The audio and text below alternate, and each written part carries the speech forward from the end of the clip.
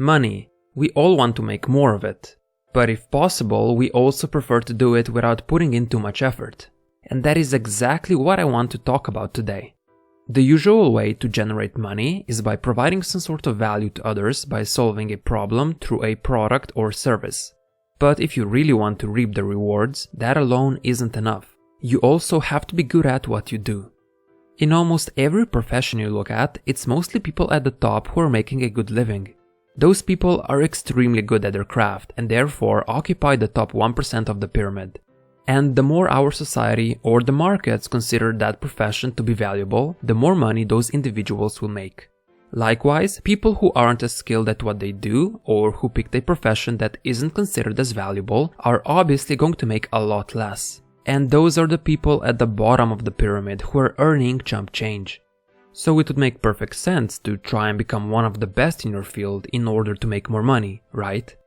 That's what I believed for a long time, and for some people that can be a good strategy. But if you go down this path, you will soon realize that the competition at the top and on the way there can be absolutely brutal. You will be competing with other people who are putting every ounce of their time, energy and effort into their work, sometimes forgoing everything else. Not only that, but in some fields you have to be in the top 0.01% to see any good monetary results. For example, it is already insanely difficult to even get a chance to compete at the Olympics. But the difference in amount of money made between the person who finishes first and the person who finishes fourth is absolutely staggering. And sometimes the variance in their performance is in a tenth of a second.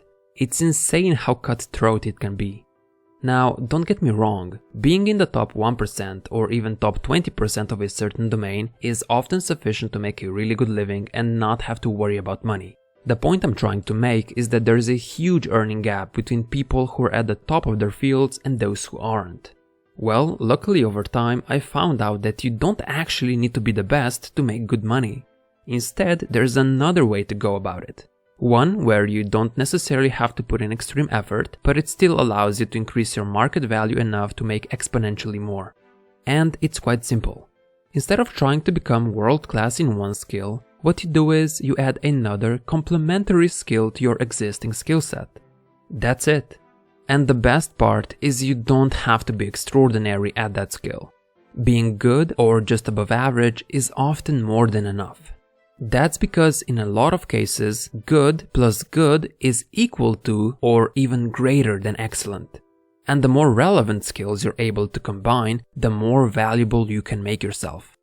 This is a very straightforward idea that a lot of people miss, but I believe it's the easiest option to increase your market value and earning potential significantly. Scott Adams, who's the creator of the Dilbert comic strip, named this concept talent stacking. As Scott himself puts it, he has poor art skills, mediocre business skills, good but not great writing talent, and a little bit of a sense of humor. If his skills are examined individually, he isn't world-class in any of them. Instead, he's quite average. However, Scott found a way to combine all those skills for a singular purpose, and thus he's able to create something not everyone else can. A timeless comic that makes people laugh, but that also brings in a lot of money. Naturally, there are a lot of artists that can draw better than Scott, and plenty of stand-up comedians who are funnier than him. But there aren't as many artists who are funny, nor are there that many comedians who can draw.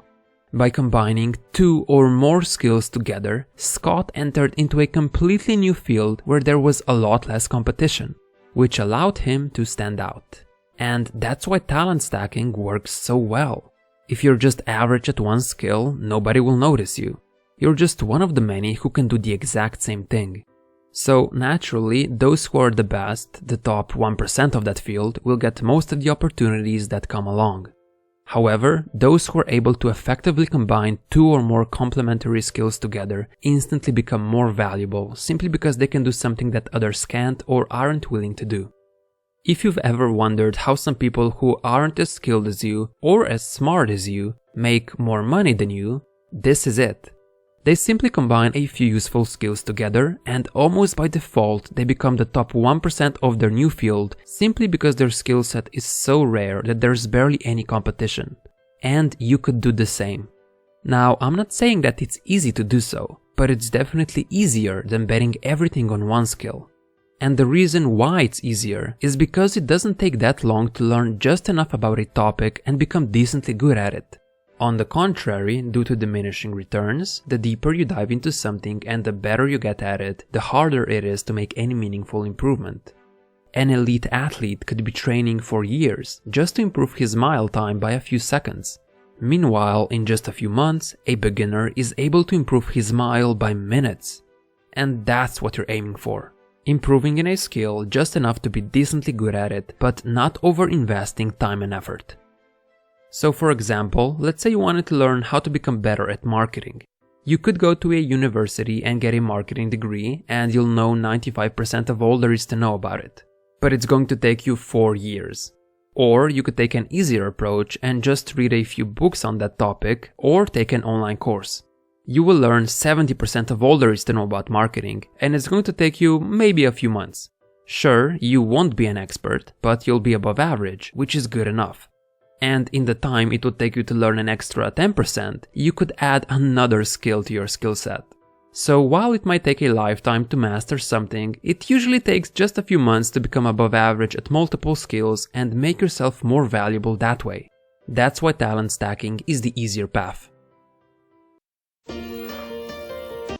Now, I'm not saying that you shouldn't bother mastering any skills. Far from it.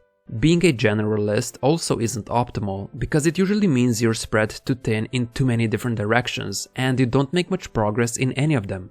Instead, you want to pick a handful of skills that go well together and focus on those. But once you found a way to effectively combine them in a way that allows you to generate more money, you should dive deeper and even try to master them. However, when you're still in the process of combining skills, good enough will do.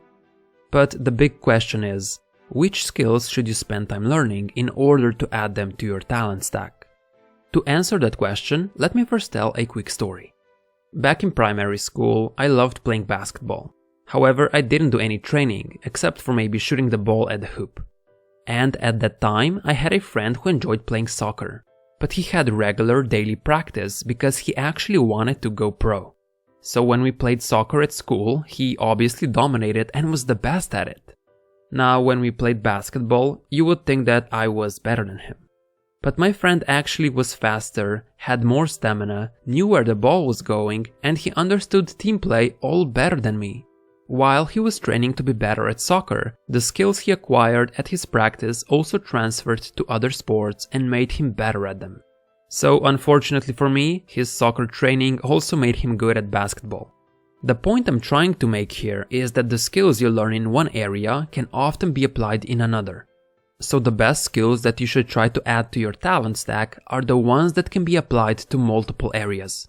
Things like persuasion and clear communication, time management, another language, writing, marketing, understanding psychology and people's behavior. That's just to name a few, but there are many more to choose from. The reason I listed these options is because I believe they have a very broad range of applications. And even if your original plan with them doesn't work out, these skills are still going to be useful and will serve you greatly in other areas as well. So you can't go wrong by learning them.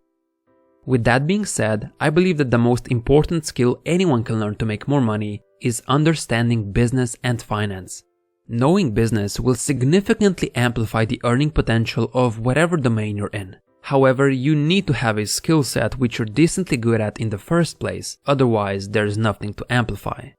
Now, the reason why understanding business is so important is because if you don't have at least some business skills, your earning potential is limited.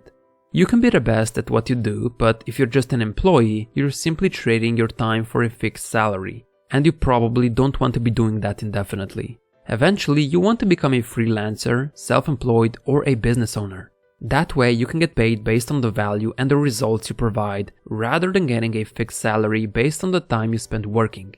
And you might know some people that are in the same domain as you, but aren't really that good at what they do. However, because they have solid business skills and are running their own business, they're able to amplify their earnings and make a good living. This is why you want to have some business skills yourself, so you can eventually make a shift from an employee to a business owner, which will allow you to amplify and scale your income instead of it being capped. But you shouldn't be fooled. Business isn't just a simple skill. It's actually already a complete talent stack. Someone who's good at business is already good at multiple different things, such as negotiation, risk management, accounting and taxes, leverage, outsourcing and delegating, money management. You get the point. They don't necessarily have all these skills, but a lot of them are present. However, this is also probably the most useful stack you can have because it can be transferred and applied in any field. The industry you're in doesn't matter, the business principles will be almost the same. Sure, there might be some differences, but just like my friend switched from soccer to basketball, a lot of it will transfer over. And this added flexibility is another reason why I think talent stacking is so great. Nowadays, things are constantly changing, and you should expect changes in your industry as well. If you're only able to do one thing, chances are that a shift in your domain might negatively impact you, as it is much harder to pivot if you do things the same way all the time. But if you have other skills to fall back on, then the pivot is not only easier, but it can also help you catapult yourself to the top faster as you're better equipped to handle the changes compared to others. This is why it makes sense to build other flexible skills and not just focus on one. Also, the world isn't the only thing that's changing, but over time we change as individuals as well. What we like today is not necessarily what we'll enjoy 10 years from now, so it's wise to prepare accordingly. If you made it this far into the video, you're probably convinced that talent stacking does indeed work for most people. Unless you know you can make it to the top 1% with just one skill, it's simply better to build and combine multiple skills together. And this is the path that I personally took. The Better Than Yesterday channel you're watching right now is actually another example of talent stacking. I'm not world class at anything I do here. My animation skills are alright, my storytelling is decent, research and information are solid, SEO is okay. Individually, you will see that I'm nowhere near at being the best in any of these skills. However, once you add all of them together, the end product is kinda unique. And I'm able to have moderate success because of it, even if I'm not the best and even if I'm not working on it full time. So you can clearly see that there is something to it. Now, I have a challenge for you. I want you to think about your current skills and see if you could potentially combine them in a way that would make you more unique and valuable. If you don't think you can combine them in any way, then think of a new skill that could amplify or improve your current skill set the most.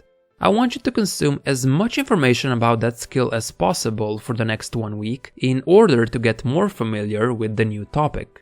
This will allow you to really think about the potential ways those skills could be used and monetized.